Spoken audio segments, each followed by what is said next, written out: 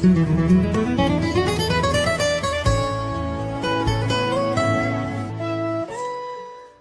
दिन त सम्बन्धमा हाम्रो पनि मेल थियो, भाग्य हो या कुनै त्यस्तो जाल झेल थियो। कुनै दिन त सम्बन्धमा हाम्रो पनि मेल थियो, भाग्य हो या कुनै त्यस्तो जाल झेल थियो। मेरो जिन्दगीको एउटा कथा सुनाउँदैछु आज, जे भयो जिन्दगीमा समयको खेल थियो, जे भयो जिन्दगीमा समयको खेल थियो। यो दुनियाँको भरके मेरो तिमी बिना छ रके, नजाऊ पर आऊ र मनदेखि मलाई माया गर। हो टाढा टाढा टाढा टाढा नजाऊ टाढा, गाढा गाढा मनमा तिम्रो माया छ गाढा। टाढा टाढा टाढा टाढा नजाऊ टाढा, गाढा गाढा मनमा तिम्रो माया छ गाढा।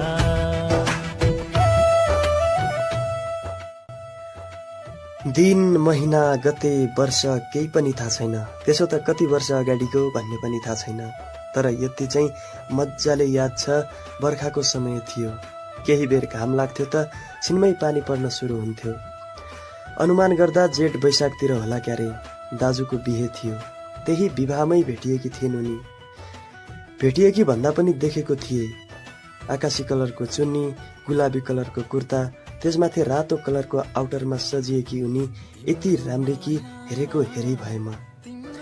मेरो आँखालाई कस्तो मान्छे राम्रो लाग्छ भन्ने पनि उनलाई देखेपछि बुझे। विवाह दाइको हुँदै थियो, तर जिन्दगी मेरो बन्दैछ जस्तो लाग्यो। मलाई त्यो केटी मन परेको कुरा उमेश दाइलाई सुनाए।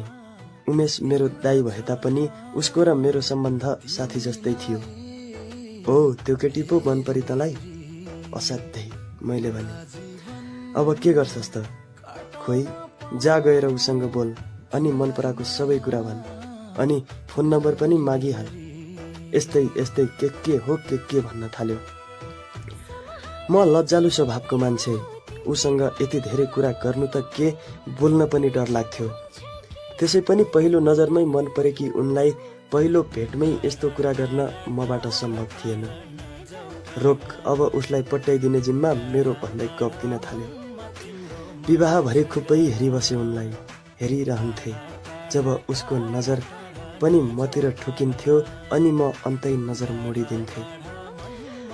त्यो जन्तीहरूको भिडमा उसका लागि त म सामान्य हुँदहुँ सायद, तर उनी भने मेरा लागि एकदमै खास थिए। पहिलो नजरमै मन मुटुमै बसिन् उनी। केटी बेहुलीको माइतपट्टिकी थिइन्।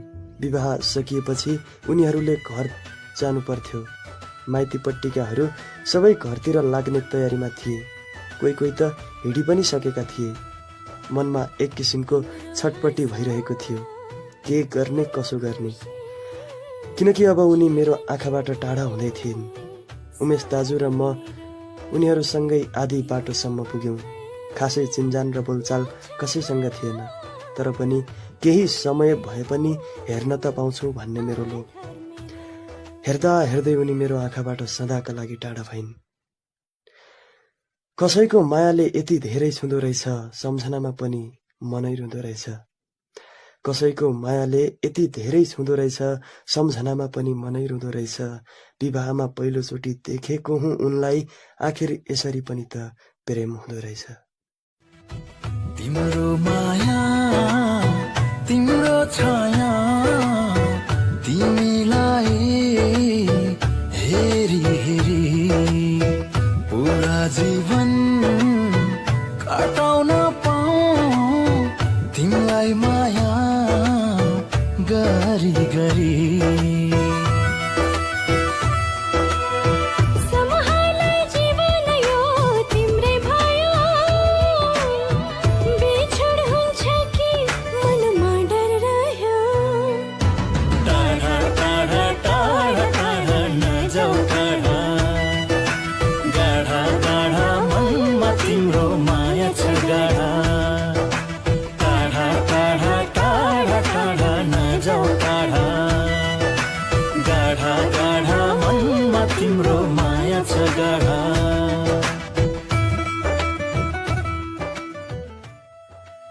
उमेश दाजु र म सँगै घर फर्कियौं। घर पुगेपछि ड्याङ्ग्याङ्ग खटियामा उत्तानो पल्टिए। गोजीबाट मोबाइल झिके। उसको फोटो हेर्न थाले। फोटो स्पष्ट थिएन, होस् पनि कसरी। उनी आफ्नै ध्यानमा हुँदा उसलाई थाहै नदिई सुटुक्क चोरेर खिचेको तस्बिर न थियो। फोटो हेर्दै उनलाई सम्झिन थाले। अब मेरो प्रमुख काम बन्यो उनलाई सम्झिने। ऊ उता आफ्नै दुनियाँमा रमाउँदै थिए, यता म पागल जसरी छटपटाइरहेको थिएँ। उमेश दाइ र मेरो भेट भयो कि उसकै कुरा। ऊ यस्ती, ऊ उस्ती, उसको हाँसो यस्तो, यस्तै यस्तै कुरा हुन्थ्यो हाम्रो। हामी एसई परीक्षा दिएर बसिरहेका थियौं। रिजल्ट नआउँदै हामी दुवैजना गाउँबाट धनगढी हिँड्यौं। म +2 पढ्नका लागि गएको थिएँ भने ऊ चाहिँ सामान्य केही सिप सिक्न गएको थियो। केही समयपछि ऊ आफ्नो सिप पूरा गरेर गाउँ फर्कियो। अब मेरो बसोबास धनगढीमै हुने भयो। हाम्रो फोनमा कुरा हुँदा पनि उसकै कुरा हुन्थ्यो। ऊ यस्ती, ऊ उस्ती, के हो के। अब मलाई उसको याद कम हुन थालेको थियो। सायद बिर्सी पनि सकेको थिए होला। यो बीचमा उमेश दाइले बिहे पनि गर्यो त्यही ठाउँबाट। म धनगढीमै थिएँ। अब त्यहाँ ससुराली भएपछि उसको आवत जावत हुन थाल्यो। त्यही उनीसँग भेट पनि हुन थाल्यो। भेटमा मेरो बारे सबै कुरा सुनाएछ। मैले मन पराएको अनि माया गर्छ, यस्तै सबै कुरा। उनीसँगको प्रत्येक भेटमा मेरो बारेमा कुरा गर्न थाले। तर उनले मलाई देखेकी थिएनन्। देखेको भए पनि त्यो विवाहको भेटमा को हो। अनि उसले मेरो फोटो देखाएछ। उसको मोबाइलमा मेरो विभिन्न पोजमा खिचिएको तस्बिरहरू थिए। त्यही बेला उसले फोन नम्बर पनि माग्न भएछ। उनलाई पनि मेरो नम्बर दिएछ। यसै गरी 2 वर्ष बितेको पनि पत्तै भएन। उनको याद कम आउने भएको थियो मलाई। सायद बिर्सिँदै थिए कि। मलाई दाजुको फोन आयो। के हो आजकल त भाउजू भएपछि भाइको माया लाग्न छोड्यो है भन्दै जिस्काएँ मैले। त पनि बिहे गर्ने होइन अब? कोसँग? छ त तेरी उही असाध्यै राम्री मान्छे। मैले बुझिहालेँ। तेरो बारेमा सबै कुरा गरेँ मैले। फोटो पनि देखाएँ। उसले पनि तँलाई मन पराउँछ, माया गर्छ। मजाक नगर न, खुसी हुँदै मैले भने। हो के, नम्बर पनि मागेको छु। नपत्याए फोन गर। उसलाई पनि तेरो नम्बर दिएको छु। उतैबाट मलाई फोन गर्न लगा न त, मैले भने। एकछिनपछि उसको मिस कल आयो। मैले कल ब्याक गरिनँ। फेरि उसैको फोन आयो। पहिलो पटक फोन गरेको के बोल्ने भयो। हुन त उसलाई मेरो बारे सबै थाहा थियो। मैले भन्न बाँकी खासै केही थिएन। फोन उठाए। एकछिन हालखबर सुनेपछि माया, प्रेम यस्तै गफगाफ हुन थाल्यो। त्यो दिन लगभग 1 घण्टा भन्दा बढी कुराकानी भयो। पहिलो पटक बोल्दै थिए उनीसँग। तर पनि वर्षौंदेखि बोलिरहेको मान्छेसँग कुरा गरे जस्तै लाग्यो। अब फेरि उनलाई खुबै सम्झिन थाले। यस्तो लाग्यो सायद भगवानले पनि मेरै लागि बनाइदिएको हो। त्यसैले त यतिका वर्षपछि पनि मसँग नजिक बनाइदियो। आशै थिएन उनीसँग यति नजिक हुन्छु भन्ने। हाम्रो नियमित फोन कल हुन थाल्यो। फोनमा सधैँ माया, प्रेम, जिन्दगी यस्तै कुरा हुन्थ्यो हाम्रो। कहिले कसैको, उसको जोडी यस्तो, उसको जोडी उस्तो, यस्तै कुरामा समय बित्थ्यो हाम्रो। मलाई उसको सबै कुरा मन पर्थ्यो। कुरा गर्ने स्टाइल, बानी, समग्रमा उनी सबै मन पर्थ्यो मलाई। ऊ आफ्नो अनि परिवारको इज्जतको खुबै ख्याल गर्थे। मलाई जस्तो मान्छे मन पर्छ ठ्याक्कै उस्तै थिइन् उनी। आफ्नो हात माग्नका लागि धेरै मान्छेहरू घरमा आएको पनि सुनाउँथे। मलाई लाग्थ्यो भगवानले नै मेरा लागि बनाएको हो उसलाई, अनि त अरूको जिन्दगीमा कसरी जाओस्। सोच्थे उनी जिन्दगी भरिका लागि मेरी हो, सधैँका लागि मेरी हो, सातै जुनीसम्मका लागि पनि मेरी हो। ऊ बाहेक अरू सोच्न पनि नसक्ने भएको थिएँ म। मेरो जिन्दगी हुन्छ त केवल उसैसँग, नत्र बिहे नै गर्दिन, यस्तै सोच्थे र उसलाई सुनाउँथे पनि। हाम्रो फोनको गफगाफमै लगभग 7-8 महिना बित्यो होला।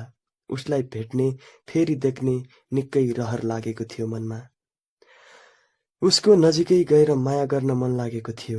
दसैँ नजिकै थियो, कलेज बिदा अनि अरू काम पनि दसैँमा बिदा हुने भएका कारण गाउँ गएर उसलाई भेट्न पाइन्छ कि भनेर छटपटी भइरहेको थियो मनमा। गाउँ फर्किने दिन पनि आयो। अन्ततः गाउँमा पुगी छाडे। अनि केही दिनपछि पहिलो पटक देख्दा गुलाबी कलरको कुर्ता, आकाशी कलरको चुन्नी र रातो कलरको आउटरमा सजिएकी देखेको थिए। त्यसपछि मन मुटुमै बसेकी उनलाई फेरि दोस्रोचोटि देख्न त देखे, तर हातमा चुरा, घाँटीमा पोते अनि सिउँदोमा सिन्दुर। धोका भयो पिरतीमा के हाल हुने होला, जिन्दगीको यात्रा धीमा के हाल हुने होला। धोका भयो पिरतीमा के हाल हुने होला, जिन्दगीको यात्रा धीमा के हाल हुने होला। यति धेरै माया गर्ने मान्छे टाढा हुँदाखेरि अब मेरो जिन्दगीमा के हाल हुने होला। तिम्रो हाँसो, तिम्रो खुसी, जीवन जिउने सार मेरो। तिम्रो मात्रै लाग्छ भरा, तिमी नै हौ आधार मेरो। बेरा बेरा मायाले बेरा अङ्गालो भरे, मनमा कुरा खेलिरहन्छ नाना थरी। टाढा टाढा